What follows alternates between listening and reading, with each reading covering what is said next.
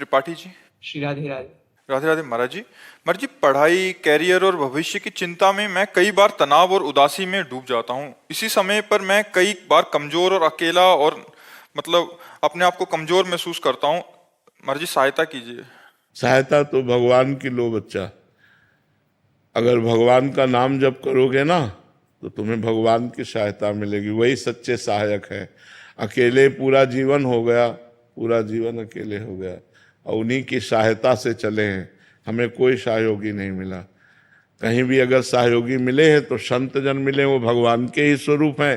तो भगवान और संत तो एक ही बात है, बका कोई सहयोगी नहीं। नाम जप करो, ब्रह्मचर्य से रहो, पवित्र भोजन पाओ, समय से जागो, समय से सो, समय से अपनी दिनचर्या करो। अभी आपके अंदर उत्साह आ जाएगा।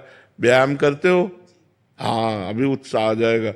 व्यायाम करो, ब्रह्मचर्य से रहो, पवित्र भोजन करो, माता पिता के चरण छुओ और नाम जप करो। और चाहे 10 मिनट सही सत्संग सुनो। सत्संग जरूर सुनना चाहिए, उससे हमारी बुद्धि पवित्र होती है। तो हमें उत्साह मिल जाएगा, हमें बल मिल जाएगा। जहाँ हम हारते होते हैं वहाँ भगवान हमें बल प्रदान करते हैं, और भले हार जाएं फिर हमें आगे बढ़ने का उत्साह मिलता है। नहीं तो बहुत से बच्चे जैसे फेल हो जाते हैं, सुसाइड की सोच लेते हैं, बहुत कमजोर हो जाते हैं। ऐसा नहीं होना चाहिए। नाम जप करो सब लोग, फिर देखो आपको कितना आत्मबल मिलता है। जैसे हमें बड़ा कष्ट शरीर में रहता है, लेकिन भगवान के बल से देखो हम दिनचर्या करते हैं। मतलब कितनी समस्याएं, लेकिन हर समस्या से लड़ने की जो पावर वृत्ति है वो भगवान से आती है। इसलिए नाम जप करो। विशेष जी।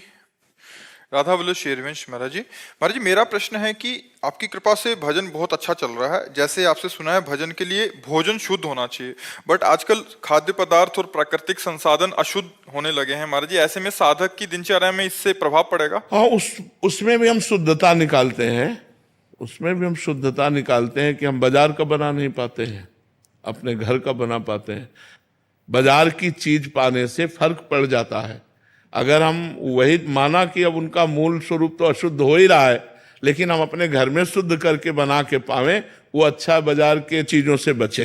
ये हमारे स्वास्थ्य के लिए ज्यादा लाभदायक भी नहीं है और हमारे भजन वृत्ति के लिए तो बिल्कुल नहीं लाभदायक है।